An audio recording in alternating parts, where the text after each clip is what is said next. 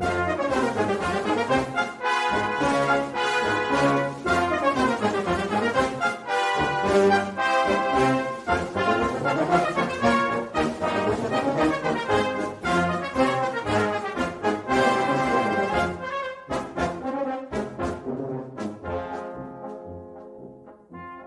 listening to Three's a Crowd, the North East Footy podcast, with Rye for Borough, Steve for Newcastle United, and Ted for Sunderland.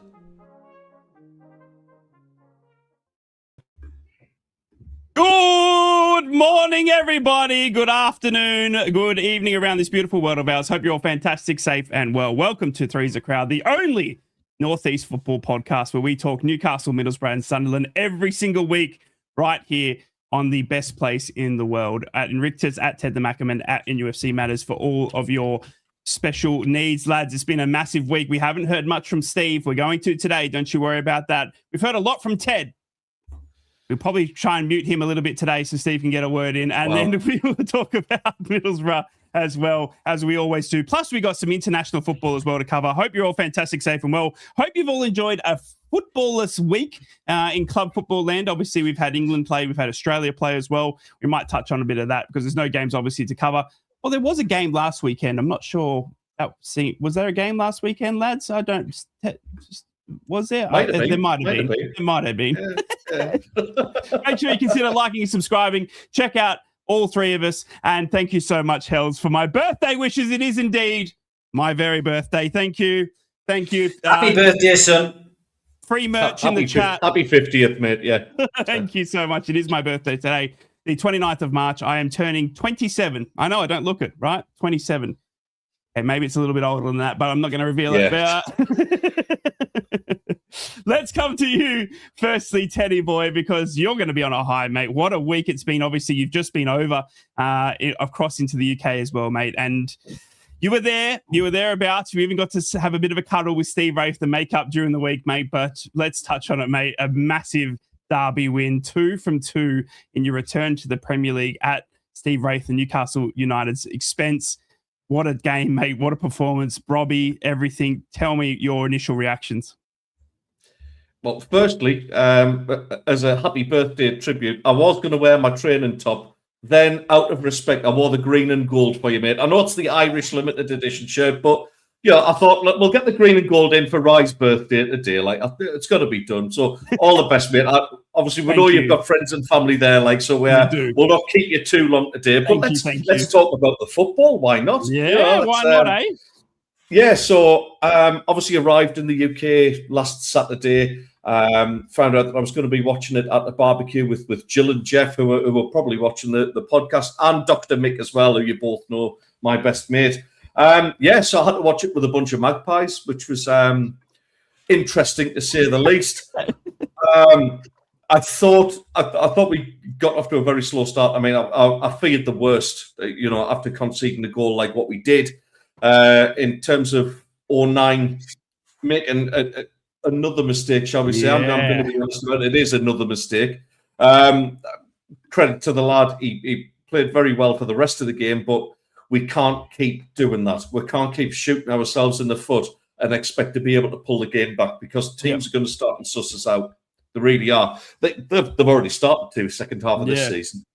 After that, I mean, certainly we grew into the game as it went on. There was, a couple of the Geordies who I was sat watching the match with were actually saying, you're very much getting back into this game. You're still in it. A couple of them predicting a draw by the end of the game, which I would have snatched their hands off. After seeing the team news, you would take that, because that back four was absolutely decimated. And your form going into it, of course.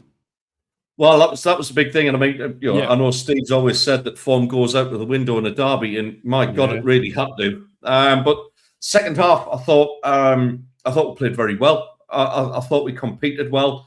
I think we won the battle in midfield, and there was a couple of people said that as well. Charlie, the Geordie who's watching now, his message after the game was saying that's where the game was won, and obviously without Bruno and without Tonali as well. It makes a massive difference to Newcastle United. Of course it does. The two of to some of the best players in the Premier League for their position. So yes, you are going to miss them kind of players, but you can only play what you're given against. So yeah, I mean the equaliser, just tenacity following up. I thought it was a coolly taken goal, but Robbie for me and getting the winner is just deserves for a performance that. Wow, that for me was just incredible. That's one of the best number 9 performances I've seen in a Sunderland shirt. To absolutely batter 2 centre-backs for 90 minutes and bring others into play and be unselfish and do a lot of dirty work as a forward as well. You know, essentially Bobby is used as a battering ram and absolutely fantastic. He was incredible. The celebration said it all. I think he's very happy where he is. Yeah, to not get wrong. Toon fans actually saying to me after the game, "I wish we had him up front for us." Yeah. That's a huge compliment. You know, I know not all of them are going to agree with that, but hear that kind of comment. Majority will. Well, yeah. I mean, you know, when me and Steve sat down had our coffee and tea cake or his granola bowl, as he had, you know, to say that the money that was spent on Walter Marder. And then for Robbie to be brought in for like 20 million, that's just absolutely insane. So, yeah, all in all, very, very happy with the result. It's now a case of we almost didn't want the international break to come after that, but we're stuck with it now, and here we are. So, yeah, happy though. He's gone. I'm here. Sorry, I'm here. I've got my little one still wishing me happy birthday. Look, Teddy boy, honestly, an emphatic win, honestly, and Bobby, incredible, mate. And what I could see, mate, was just pure elation. And now let's flip the coin. There's a lot of people in chat asking us to move on quickly, so we're going to try and do that for their sake, because a lot of them, unfortunately and sadly, are Newcastle United fans. And our main man, Steve Wraith, mate, I was feeling for you. Look, last pod we were confident. I was confident for Newcastle going in. I thought after the back of the Barcelona, here we go with the small violin. After the back of the Barcelona loss, I thought going in it would be kind of like he's got the violin. I thought we would have an emphatic response from Newcastle. I mean, your summary of what you saw out there, mate, and obviously your initial response to, unfortunately, 2 from 2 in the derby.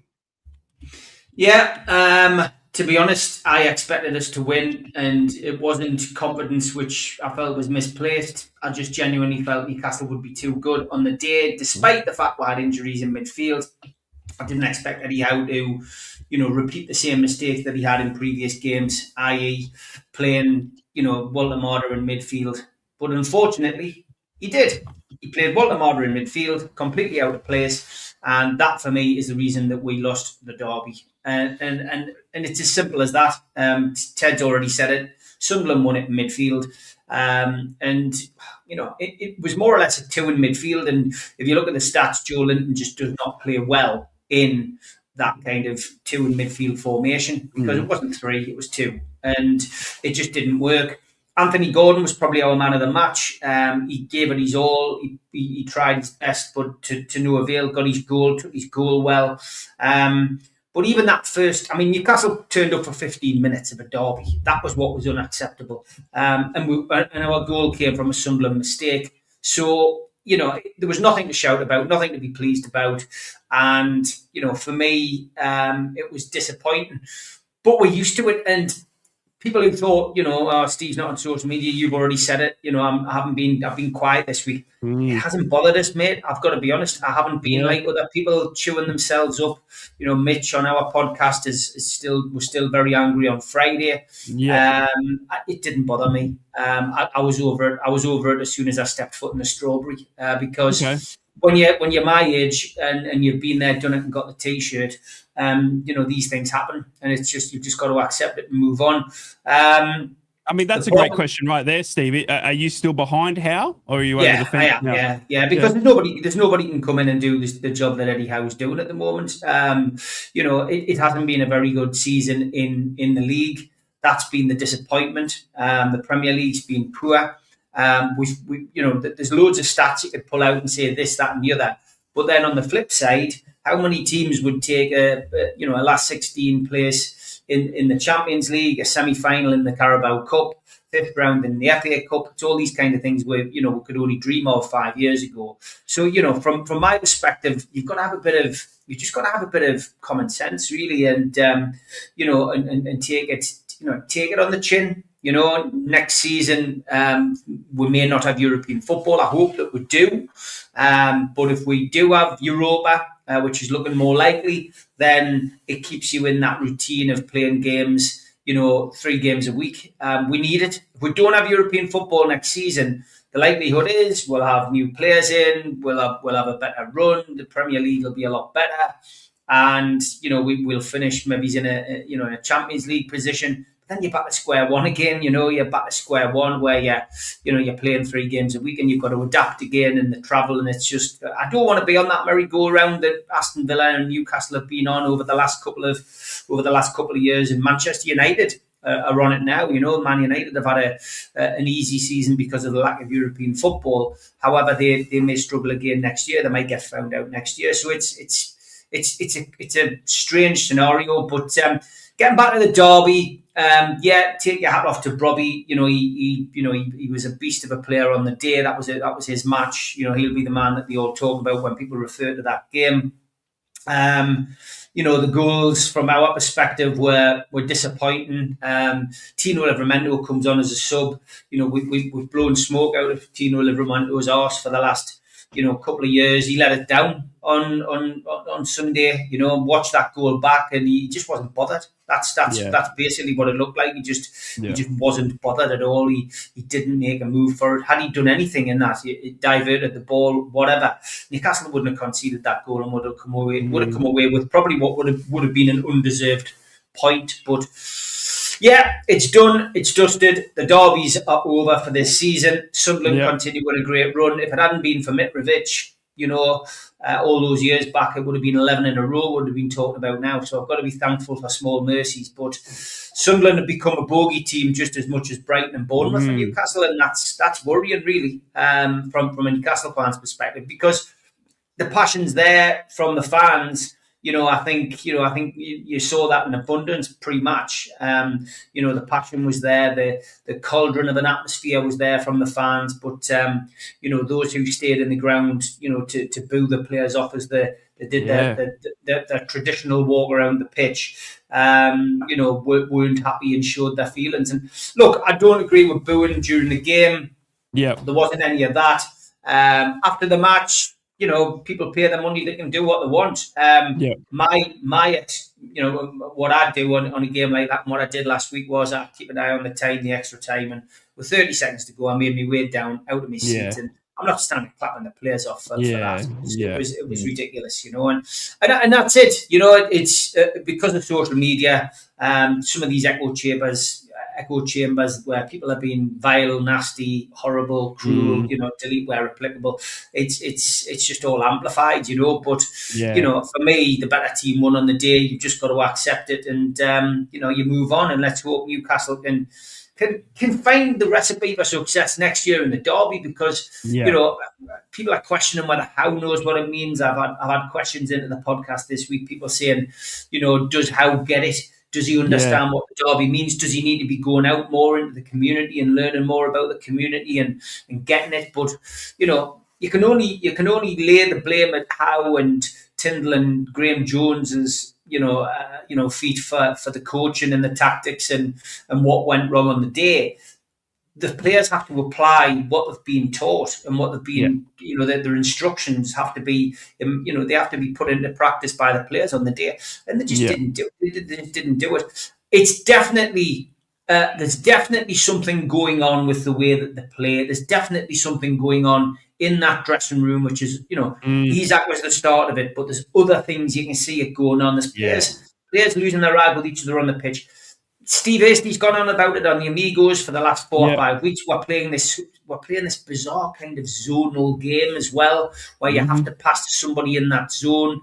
So there's loads of things which I could pick apart. But look, Sunderland won the derby. Well done to them. And we've got to like sit on this now until next season and hope that we can finally break the curse. I think it's obviously the feeling for me, and again, it's we'll get into Middlesbrough as well, but the feeling is, it's so much worse when you go into an international break as well, because there's no another game to focus on very quickly. You got to sit on this result for 2 weeks, unfortunately, and I think that's obviously a very sore point. And obviously, Newcastle United fans. I mean, I do see a lot of you on X and social media, and it has been absolutely crazy, some of the fallout to that, and some of the TikToks and some of the abuse and all that sort of stuff. And yeah, look, I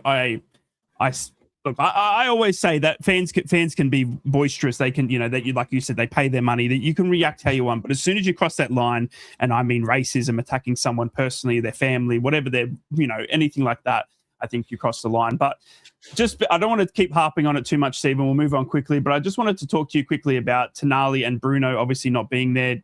Different game on the day. I mean, we saw Tonali scoring for Italy just yesterday or the day before. I mean, seemingly being okay to play for Italy, but obviously not for Newcastle in the derby. I mean, you could look at that all day of the week. Are you seeing an exit for Tonali this summer like everyone's now reporting? I mean, you see, everyone's now reporting it. Liam Kennedy used to do our podcast. He pushed it out there and said that he's got a clause in his contract, which if Newcastle don't get European football, then he could leave. He didn't say he was going to leave. So suddenly all the nationals who love an opportunity to stir the pot with Newcastle fans, jumped on it. Look, players have clauses in contracts. We know that. Bruno had a clause in his contract originally. Tonali will have one in his. And that's just the way it goes. And look, from my perspective, there's this transfer window in the summer is going to be huge. The fact that Tonali didn't play against the derby was Newcastle decided not to play him, which they didn't think he was fit enough. They watch him week in, week out. I guess Italy have got.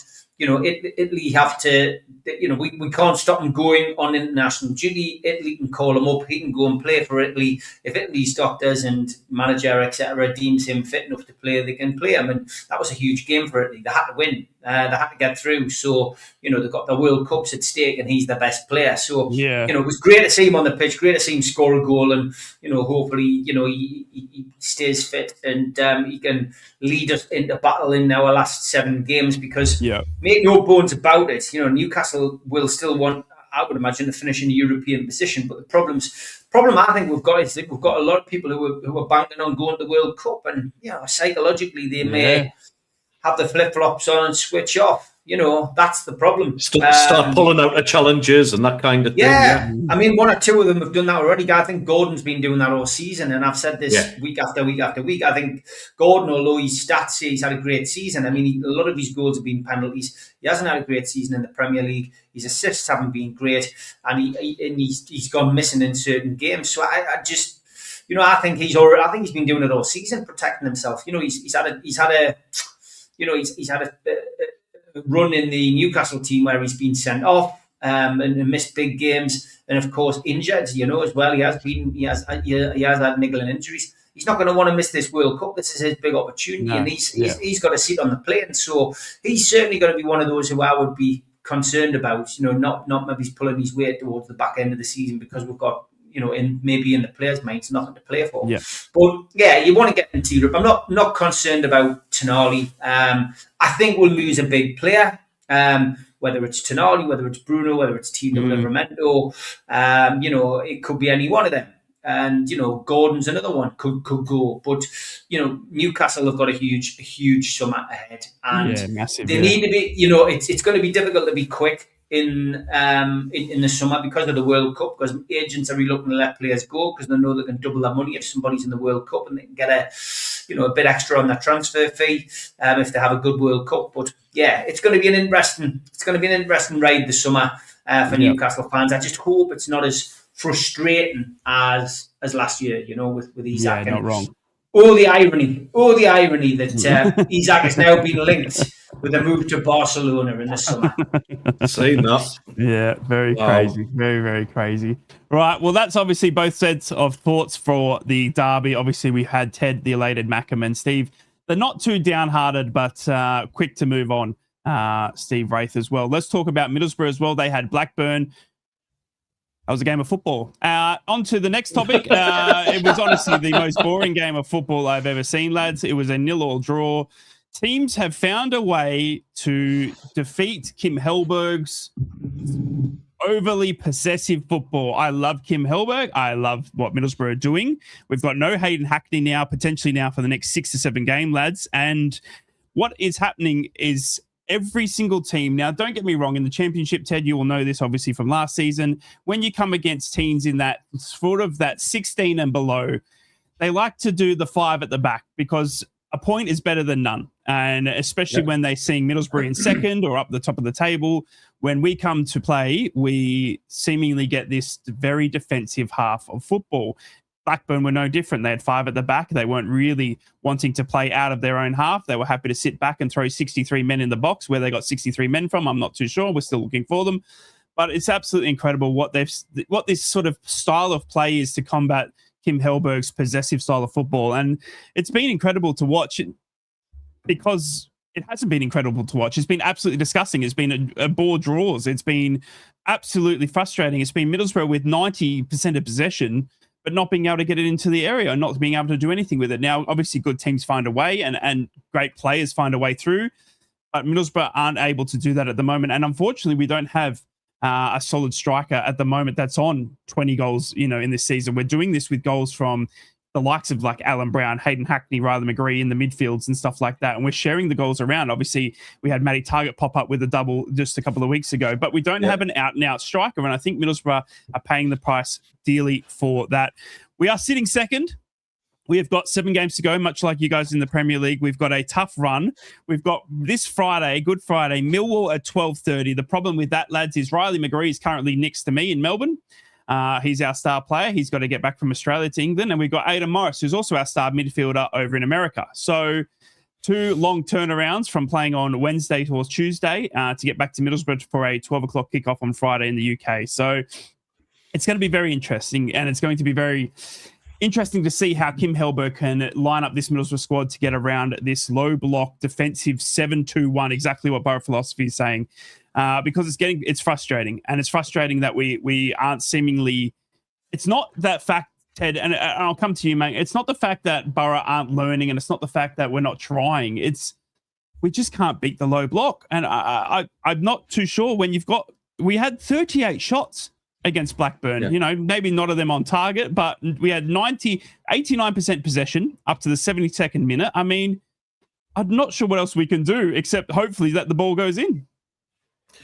Yeah, it's about finding a way past that because, look, I can kind of understand it. We've done the same on occasion in the Premier League where we've put the low block in place. We've made ourselves very, very difficult to beat. You've got to do that because certainly in terms of the Premier League, you need to stay in that division. You can't go out and play expansive football against Arsenal because they'll absolutely destroy you. And there's plenty of sides in that division that'll do that. If we'd done the same against Newcastle, if we'd done the same, I could go on and on, right the whole through list of the whole division. If you open yourselves up too much to it, you're going to get annihilated. And where Blackburn are right now, and where the likes of Oxford United, who came and did the very similar thing, they do not want to go down into League One, mate, because that is absolute quicksand. There are so many good championship teams that are in League One. It's a horrendously difficult division to get. Oh, man. Yeah, it's a new one as well. It's with the pipe as well, man. Keeps the timing out. Turns me stomach. Listen, I think this international break's good timing for Kim, to be honest. Yes, he's without a couple of his players through international duty. Where did I see? Let me just find it. Where was it? BORO philosophy, what are you smoking? I actually think Hackney should be in the England World Cup squad. I really do. You agree, right? Well, Rye might agree with you. I certainly don't, mate. I think me and Steve have got more chance of making the England squad in midfield than what he has. He's a million miles off right now. Let's be honest. And to be honest, he needs to get back from that injury. He also needs to, it's players like Hackney that need to show up and be creative. They need to find that spark, that bit of flair to break these defences down. It is possible to break them down. We've seen it a couple of times as well, where the good sides always find a way through it, and whether that's coaxing them out of the shell and sort of trying to look a bit more vulnerable, whether it's playing out from the back so that the press onto your defence and keepers, like what Newcastle did with their opening goal against us. So yeah, listen, there's ways around it. This time in the international break is gold for him. It's coming at a great time for Middlesbrough to have a reset. And all right, he might not get a chance to work with all of the players, but at least he's getting some fresh ideas in there, work with what he's got, and then once obviously everybody's back in place, that's when you can actually start and work on these fresher ideas. I still maintain, I've said it since before Christmas, I still think Middlesbrough go. I absolutely have no doubt about it. You mentioned about strikers, mate. It's not always about that, to be honest. Everybody will say, well, we need a 20-goal a season striker. Yeah. Where are you going to find one of them for less than 60 million? Because it doesn't happen anymore. Or if it does, you're talking absolute mega money for it. So it's not about that. I think it's fair to say, but between the three of us, our three clubs, the goals have been pretty much shared out amongst the team all season. It's been different players each game. So yeah, mate, it's about finding a way through. I think it'll suit Borough to actually have those goals shared amongst the team anyway. There's less pressure on a front man. Remember when we had Ross Stewart and everybody was relying on him? As soon as we lost him to injury, we were screwed. With the outlook that all three of us got now, you're not reliant on one man getting all your goals. So there's time, mate. As much as it's frustrating Middlesbrough. It's Borough philosophy. I think we can all agree with that this season. Not wrong. Not wrong. You'll find a way through it, mate. You'll find a way through it. I fully expect Middlesbrough to come through and do the business. Yep, it's going to be obviously 7 games to go. Massive, massive potential and for promotion here on the line for Borough. Newcastle try to make something, to get back into the European spot and dare to dream for Sunderland. I mean, I dare say, Teddy boy, and I just want to touch on this before we get to everyone's favourite cat, troll of the week. In terms of ambition now for the next 7 games, this is something that I wanted to come to you and ask you about. So we've got Newcastle, who are arguably now, they're out of all their cups. They are pushing now to try and get into that 6th, 7th, 5th mark to try and get European football again at Newcastle United. Obviously, they've got the players to do it. They've got the squad to do it. That's their dream. That's what they need. I think if they don't get European football again for next season, there's, obviously the budget and everything comes down. Middlesbrough are in 2nd. They're pushing for promotion. That's the goal. We got 7 games to go to get promotion. Sunderland, on the other hand, have kind of already achieved their goal of staying in the Premier League. And I dare say the 7 games to go, it's just about getting through. Is that, would you argue any different? I think we can actually start and enjoy it a little bit now. The fans will never enjoy it. We'll always be on edge. But I think the players themselves will kind of, the shackles are up a bit. The pressure of that derby game is huge, absolutely huge. And you get celebrations like that when they get that, it's been a mental and physical battle. Now it's about, look at the next game. You got Spurs coming to the Stadium of Light. And to be honest, Spurs must be absolutely dreading this. Because to see, what we're capable of doing, we should have beat them down. I was going to call it White Hart Lane. Let's call it that. For who cares? They're a championship club soon anyway. Listen, there's this chance. I think the players will enjoy it. There'll be less pressure on them now because we've got the 43 points. That's absolutely brilliant. Pretty much assured of safety now, unless there's an absolute disaster. I doubt it though.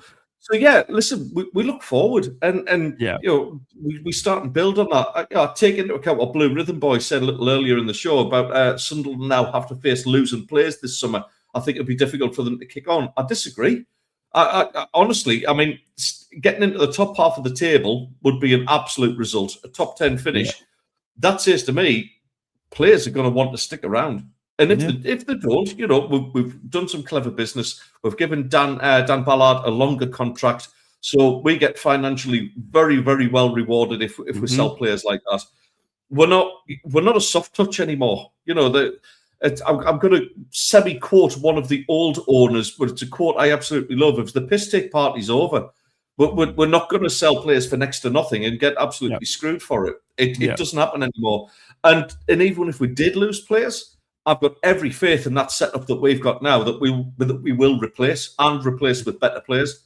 It's when we've got a system in place like what we have now, I think the future's looking incredibly positive for us as long as we keep this going, keep this momentum going. Regis Labrise needs to be next on for a contract. He's still developing as a coach. He still needs a plan B and a plan C. Yeah. But what he does do, and I mean, that's the most animated and most emotional I've seen him so far, was at the final whistle last weekend. Yeah. He's got it. And we need to hold on to somebody like him because he is top draw, absolutely top draw. And it seems the players really, really respond to him and his coaching team. So, listen, let's enjoy the next 7 games. We'll end up where we end up. I'm not going to say like, all right, next target is Europe. Yeah. I'm sure the club probably have that, in their minds a little bit. Yeah. But let's just see where we end up, and we'll take it from there. But no reason why we can't just go and enjoy it and have a top 10 finish. All right, ladies and gentlemen, boys and girls, we've reached the halfway mark of the Three's a Crowd podcast, the only Northeast football podcast. It is time to sit back, relax, charge your glass, because it's time for everyone's favourite Troll of the Week.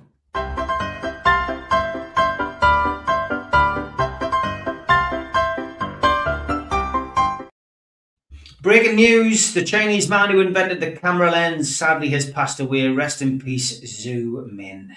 And friendly reminder, place all current boyfriends and girlfriends at the edge of your family photos just in case future cropping is required. And I do love animal pictures, lads. Look at this. You've got one of these, Ted, in Cyprus. To be honest, I think he needs a karma chameleon. He definitely does. He definitely does. That's the last time I say surprise me to my barber. Oh my gosh. And here's Mavis from Coronation Street, an old photo of a restock in the jazz mags, lads. Mayfair, classy one, classy. Jack Vance, Servants of the Wank, is a book I'm reading at the moment. Not what I thought it was going to be about, to be honest. Yep. And here's the Prince Andrew commemorative coin. Oh, newly released. Oh, God. How not to wear a Disney sweater. Christ. And the other day I went to a paraplegic strip club, lads. The place was crawling with pussy. Oh, no. Okay. Oh, no. Airline crew rushed to hospital after being given weed-laced gummies by passenger. Ironic after what we were talking about before, Ted. Yeah, not wrong. And I take spare bolts on roller coasters. And as the ride starts, I say to the guy in front of me, "Excuse me, these have just come out of your seat." Oh, Jesus Christ. First shown, Tuesday the 10th of February. Colin Murray, Rachel Riley and Susie Dent host with Mel Schilling in Dictionary Corner. I'm not sure about the warning about this programme. Right? Dangerous times. And girls have a hard time choosing where to eat because the last time they chose, they doomed all of humanity. Fair play. The inventor of autocorrect died. The funnel will be held tomorrow. Far out. And what about this one for a funeral? Mourn home.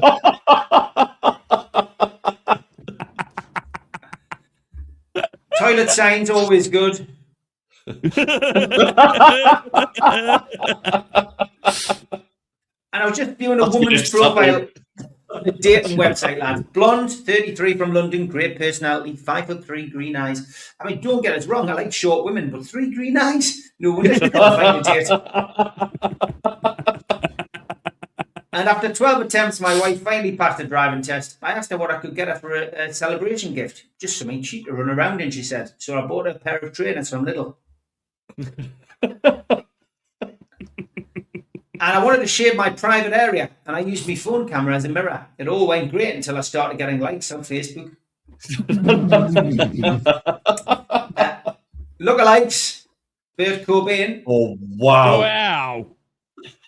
Fantastic. Jeez. And another one from Viz, lads.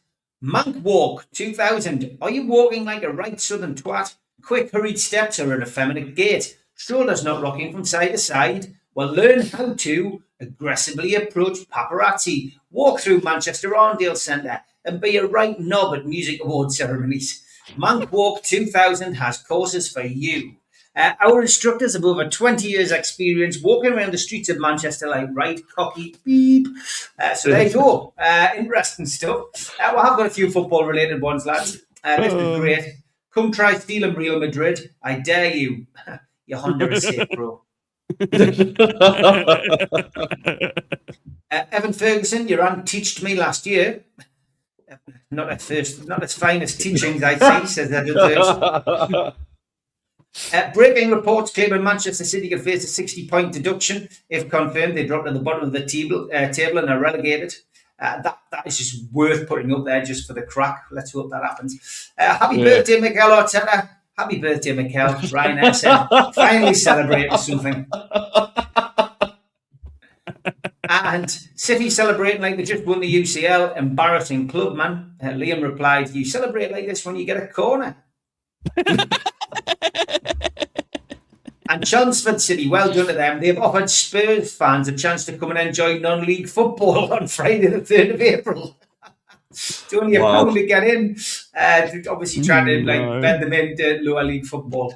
And I hate it, lads, when women like this post photos on social media because she knows for a fact that men are looking at her and not the giraffes. I mean, it's ridiculous. And last two, lads. 1982, Roy Hodgson became incredible. This 2026, Roy Hodgson became Bristol City manager. It's incredible. Wow. And finishing off on a truly sexist troll of the week this week, a huge props to Emma Jones. She's absolutely crushed it and cemented herself as one of the UK's leading female sports presenters. We disclaim all of those tweets. They were all sent in by people who asked us to put them on. So you can't blame Ted, you can't blame Ryan, and you certainly can't blame me. And Jules always asks us to get the cat.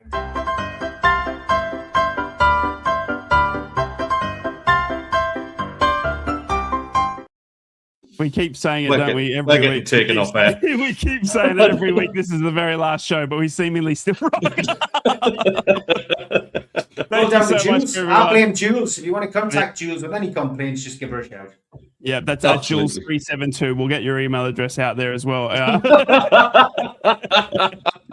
Please direct. You're our she's becoming our HR manager for Three's a Crowd. Welcome back to Three's a Crowd, the only Northeast football podcast. Newcastle, Middlesbrough, Sunderland, bit of rivals, but a bit of banter. We bring all three together and we have a bit of a laugh. We've looked back at the massive derby, Sunderland taking the Cherries 2 out of 2 this season. Middlesbrough facing BORO draws to the rest of the season, hoping to find a way through. We've got an international break at the moment. We've got no club football, I should say, this weekend, obviously leading back into an Easterfield weekend, especially for Middlesbrough, who kick off on Friday. I want to talk about that, and then I want to talk about some internationals, and I want to talk about some transfer rumours that are happening as well in the second half. But if you could, please consider liking and subscribing. It really does help the channels grow. At Inrictus, at Ted the Mackham, and at NUFC Matters. Make sure you comment as well of your favourite moment from the derby as well, if you did attend. Ladies and gentlemen, we have got... Leaving the ground. There you go, top comment from this lady. Ladies and gentlemen, we've got Friday football, Good Friday football. Middlesbrough taking on Blackburn at... we're taking on Millwall, thank goodness me. No, we're taking on Millwall. And it's going to be an interesting game, this, lads. And I think I touched on it just before the break as well. Middlesbrough have got the 12:30 p.m. kickoff against Millwall on Good Friday. The problem with that, 7 players have gone away from Middlesbrough's first-team squad for international fixtures across the world. Riley McGree, as I said, who has been our star player in the recent weeks, he has gone, and he's got some bloody Smallville Island in there. It's going all the way to Australia. Aidan Morris is going all the way to America. I'm worried, lads. I'm worried. Millwall sitting at 4th position at the moment, but they're equally tied with Ipswich in 3rd. A loss here will see Middlesbrough drop out of the top 2 with 7 games to go, no more international breaks. And it couldn't come at a worse time for Middlesbrough, given that we've got no Hayden Hackney and no international players, because I don't think they're just going to make it back in time, nor if they do make it back in time, are they going to have time to train and do anything like that. So what Kim Helberg does for a 12:30 p.m. kickoff on Good Friday It's going to be very interesting, lads. I'm not looking forward to this one. In fact, I'm very, very worried. Teddy boy, let's come to you, mate. Middlesbrough taking on Millwall, Good Friday, 12:30 p.m. cook-off, midday, mate. But likely without 7 to 8 international players who just won't make it back in time due to logistics. That and the fact you've got to factor in for the fact that Josh Coburn's going to score against you because players always score against their old clubs. Yeah. And Anthony Patterson obviously playing very well for Millwall right now on loan from Sunderland, of course. Some of the saves I've seen him pulling off, honestly, he's a top end championship player. Probably, any other club coming up from the championship will probably have him as their number one. Let's be honest with him. He's having a fantastic time of it, mate. So I think it's going to be a ridiculously tough game for you. It's given the fact, and I'm taking the mick with the violin and all that because you've got players missing, but it is a serious one, mate. And it's especially when you've got those longer distance international players. Your home nations ones, they're back in the same day. They're reintegrated back into the team. Yeah. Something that Regis Labrise talks about is connection with the squad and connection with what the plan is for that game. And I totally get it because those players who are coming back from long distances, they might not get back like Thursday afternoon. They've got a game on Friday. You can't expect them to you don't know what sort of condition they're going to come back in. Have they had some sort of niggle while they've been away? Have they taken a knock? Have they cramped up on the plane? It's all these sort of questions that need answering. And of course, to deploy tactics. If you are going to try something new and try and break down these low blocks, then you need those players back in time. And this is going to be a challenge for Middlesbrough. It's one of those where I think if you came away from this one with a 0-0 draw, mate, you'd be quite happy with it and take it. And just keep them at bay and keep that points difference the same. But I've been really, really impressed by Millwall this season. I don't like them as a club for obvious reasons. I don't think anybody does like them. No. That's all they can sing about is how nobody likes them. That's the one song that Millwall have. I was careful which finger I'm using there, by the way. But yeah, listen, a tough challenge, mate. And I wouldn't like to call this one if I'm perfectly honest, but I know you're probably going to say I'm going to have to give you some sort of prediction on it. But the only thing I can say is they're not a team that plays the low block, which actually could work out in your favour. That being said, depending on what you turn out, and I think there's still a good enough squad there. The likes of Alan Brown should be still fit and ready to play. There's enough experience at the back to keep them contained as well and keep somebody like Coburn contained. Let's be honest, he might be in half decent form right now, but your defenders know how to handle him. They've played against him, they know what he's all about. So I think this has got draw written all over it, mate, which actually suits you because it just keeps the points difference the same. You got Ipswich coming up shortly after that. Is that right? Yeah, we certainly do. Yeah, so Middlesbrough have got Millwall away. Obviously, they're sitting in fourth. We then have Swansea away, obviously, as well. Middlesbrough then have Portsmouth at home, and then it's that Ipswich Town game on the 19th of April. Yeah, so they're coming thick and fast. This is squeaky bum time of the season, as Alex Ferguson used to call it. You take a draw here, mate, get everybody back and focus on the Ipswich game, and that puts a bit more distance between you and that chasing packet game. Mate, get us into the Premier League. You guys don't have to play till the 12th of April. We got 2 games in between now and then, for goodness sake. And you guys got the Easter weekend off. We play this Friday and next Tuesday. It's incredible. Steve, obviously, Middlesbrough... That's the FA Cup, isn't it? The FA Cup straight after... No, we're not in the Cup anymore. It's a championship fixture as well. So we've got Middlesbrough versus Millwall this Friday on Good Friday. And then because the championship just loves football, we then play championship football again. I think it's Easter Monday, for a Tuesday morning kickoff for me. But it's the Swansea away. So we got 2 games over the Easter long weekend, which Premier League don't. So that championship football, you know what it's like. It comes thick and fast. So we've got 2 games between now and you guys kicking another football, which is absolutely incredible. But time will tell whether we'll get through it. We will have a podcast between now and, maybe we will not. We might have the long weekend off. We'll see how we go. But Swansea, obviously, after this one. But Steve, mate, Middlesbrough, Millwall, potentially a dropping out of the top 2 for Middlesbrough, given a loss, because Millwall could overtake us here, given thanks to our results. I mean, the stakes don't get higher. But as I was saying to Ted, and I was kicking off earlier about, mate, we're going to be doing it without most of our internationals who have just literally travelled too far away from Middlesbrough.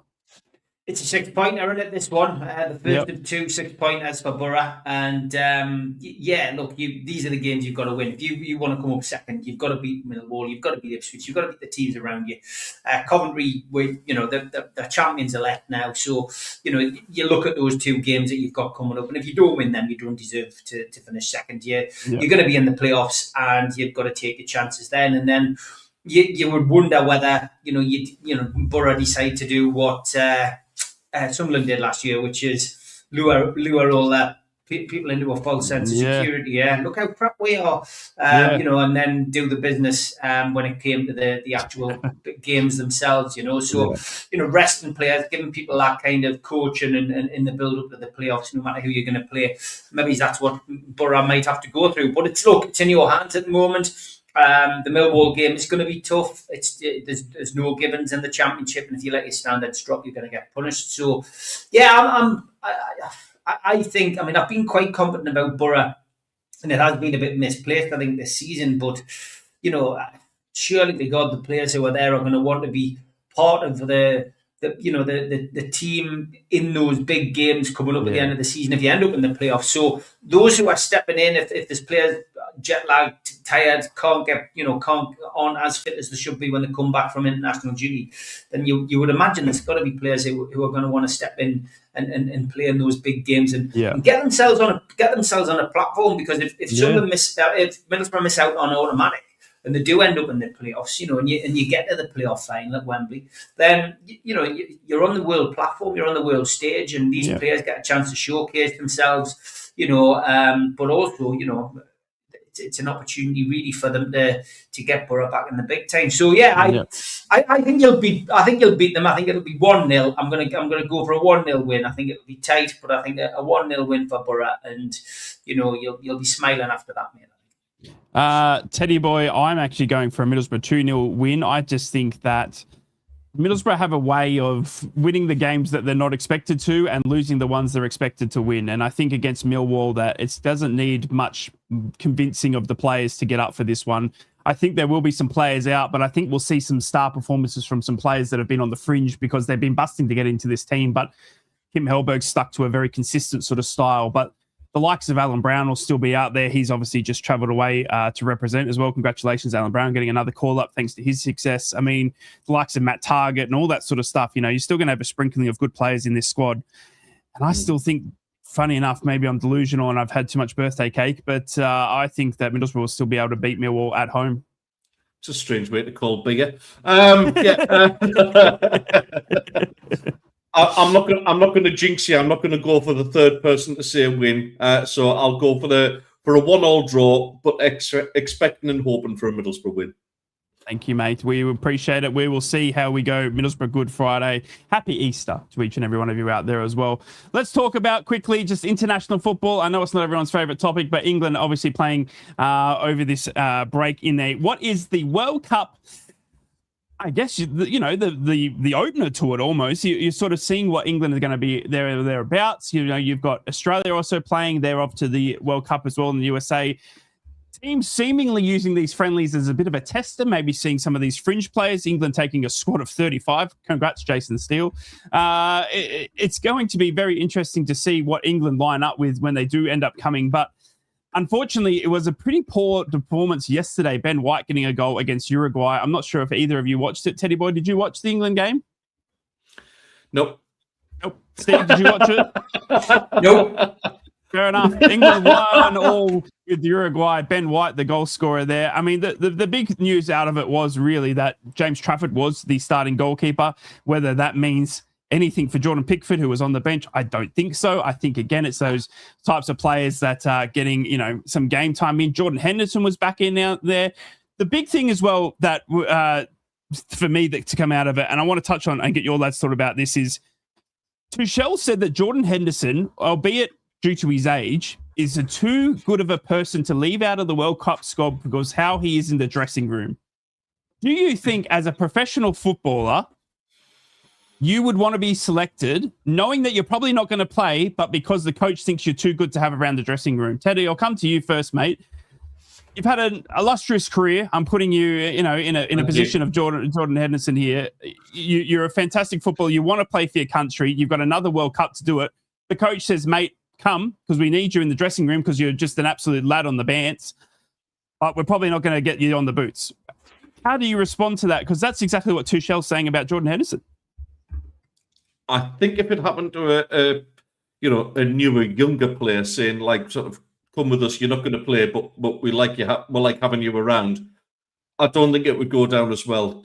But Henderson's a bit more old school, mate. He has got some class about him, and he does bring an awful lot of leadership. He's led Liverpool through another one of their most successful eras, and he's a hard working lad. He's a good pro, a seriously good pro.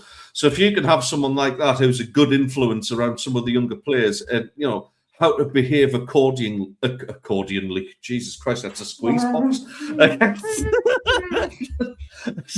Accordingly, yes. I've had nothing to drink, whereas Ryan has.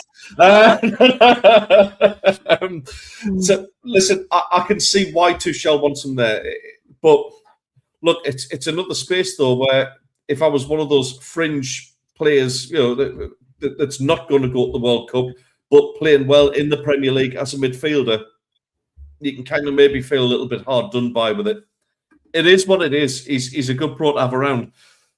The question mark for me is well, Tuchel should be creating an atmosphere in the changing room himself and putting the coaching system in place. Whether it's with view to maybe having Henderson as part of the coaching setup once he retires from the game, I don't know. But I think Henderson will go because he's one of those that he wears the England badge with a lot of pride, and he'll want to do it, mate. He'll absolutely want to. Jules taking the mick out with the accordions. Thanks, Jules. Thank you. Steve, obviously, Jordan Henderson likely to be picked purely on the way he is around the players, more of a coach or a mentor than a player. But will take up one of those playing spots potentially that Tuchel's going to have to whittle down, as Jules has said in the chat as well. I know it's not everyone's favourite topic, mate, but would you want to be selected based on how you are around the playing group or off the pitch more than you are on? I was getting a free holiday to America. I mean, I wasn't going to have to run around in that sun. I'd be over the moon.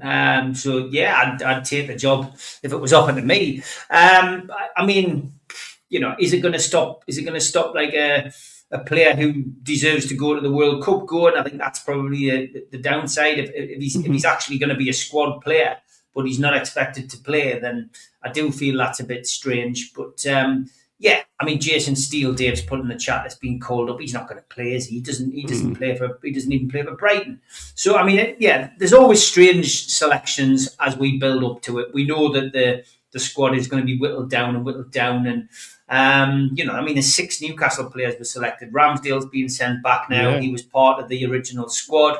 Yep. Harvey Barnes called up, which is. I mean, we have got a shortage of left-hand side players, but yeah, Tino Livramento, he's been poor since he's returned from injury. Is he going to go back in? So I don't know. There's lots to be decided. You would imagine out of Newcastle's players, Dan Burn and Anthony Gordon will be the guarantees on the plane, but the rest are all fighting for a position. Nick Pope will feel devastated. He's lost his place in the Newcastle team, and he was a part of the England squad and England set up for quite a while. Yeah. So yeah, it's. I don't pay much attention to them until we get to the actual tournaments. Yeah. That's it, really, to be honest. Yeah, Barnes was good. Starter for you, Steve? Lewis Hall, bang on England left back. No, I don't think so. I think he'll be in the squad as long as he continues the form that he's shown over the the last couple of months. He's probably been one of our best players. Mm-hmm. He's made mistakes. He's held his hands up and admitted he's made mistakes. I thought his interview with the England squad the other day was exceptional. He certainly did his bit for Eddie Howe by praising him and saying that his development is down to him and his coaching staff, and that he had a lot to learn when he came to Newcastle. People couldn't understand why he wasn't playing, but he's delighted that he's done that, and there's no better person than Eddie Howe to do that and coax things out of people. So he got some brownie points certainly from Eddie Howe, but I just thought the way that he spoke prior to the Champions League game was great as well. And he's a realist. He said, I've played against some of the best players in the world over the last few weeks. He says, I've played against Lamar 4 times. I've played against Salah. I've played against I've played against so many of the best players. And he's essentially now he's learning each game. So yeah, I think out of the rest of the lads who got selected by England, I think Lewis Hall probably will get a call up as well. But he didn't mention either of those mapping players. It is going to be interesting to see who Thomas Tuchel ends up going with. As for Australians, we seemingly win with the most boring style of football as well. That's going to be fun to watch as well. Expect a 7 at the back, the way Australia plays. That's how we seem to line up. But it's good to see Lucas Harrington, a young 18-year-old, just turned 18 last month, lads, getting his debut for the Socceroos on Friday. He's in the MLS, one to watch there as well. And I think there'll be a lot of clubs looking at him. He's a big, big lad for an 18-year-old, and he's got a big, bright future ahead of him as well. Lads, we are without club football. It's been a sorry weekend, obviously, and I just want to get some predictions in for the end of the season. We've got 7 games to go. The time is now.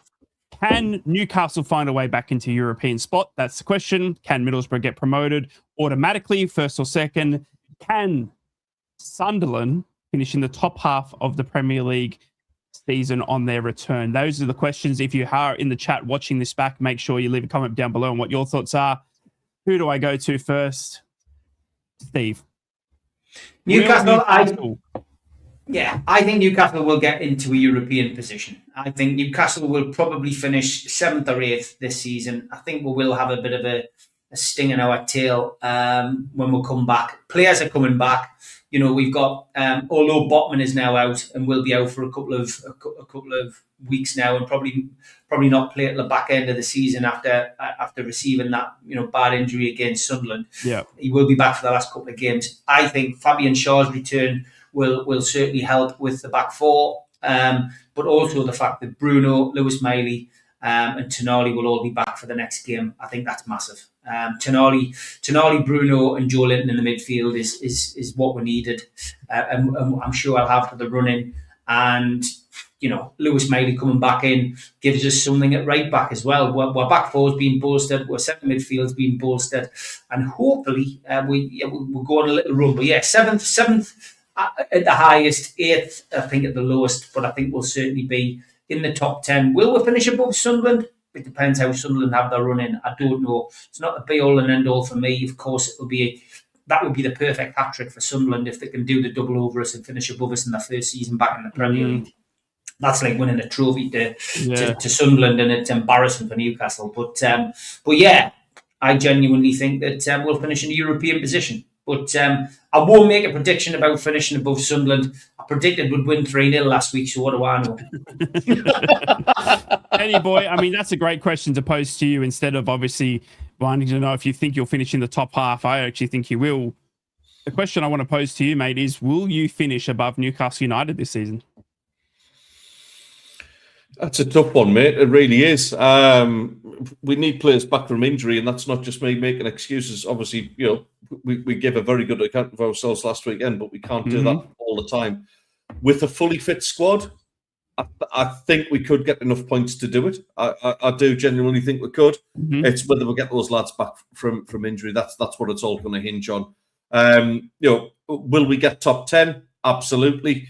Do I think Newcastle will finish in the European spots? I think they're good enough for an 8th position, which means we'd finish in 7th. We'll both go to Europe. I mean, that'd be lovely, wouldn't it? I'll tell you what, if Newcastle gets 7th or 8th, I'm sure that means that, that you start to play the Cypriot teams. We could see Steve Wraith coming to Cyprus for European football. I'd be absolutely loving that. Love that. Great. I can't wait to meet Stelios. He's a little legend. He's missed me. Honestly, he's been horrendous. He's been absolutely horrendous. He's missed his start. I've already said about Borough, mate. I absolutely think Borough are going up, and which means this show next season is just going to be absolutely brilliant. Oh, it's going to be not fantastic. that it isn't anyway. I'm not saying it's right now. I think Middlesbrough can do it as well. I honestly think that somehow, some way, we're going to be able to stay in that second position. And I think us and Coventry go up. And I think we leave the playoffs to the rest of them to figure out. Because I honestly think Kim Hellberg will find us a way through these next 7 games. And I just don't think the other teams will perform well enough to catch us and knock us out of our perch. So we have got 7 games to go. It is massive, massive end to the season for all 3 Northeast football teams. Will Newcastle find Europe again? Will Sunderland finish above Newcastle? Will Middlesbrough find a way back to the promised land?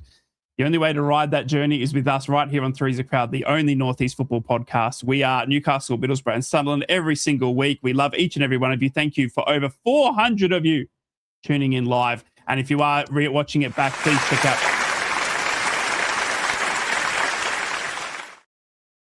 That's the masses there clapping for Ted's arrival back. We will see you all next weekend. We wish you all a happy Easter. We might be here for obviously for the Easter long weekend. I think we will be. We will. Well, there you go. Steve's locked it in, the boss. We will be here next weekend. We will see you all. We will look back at the Middlesbrough game against Millwall. We'll look ahead into, obviously, no football for Newcastle or Sunderland. They have got an extended break after the international break. We'll probably look back at that England result, not that anyone cares, or we'll be watching it. And we will do it all once again right here on Three's a Crowd. Thank you so much. We have been Three's a Crowd, the only Northeast football podcast. It's bye for now.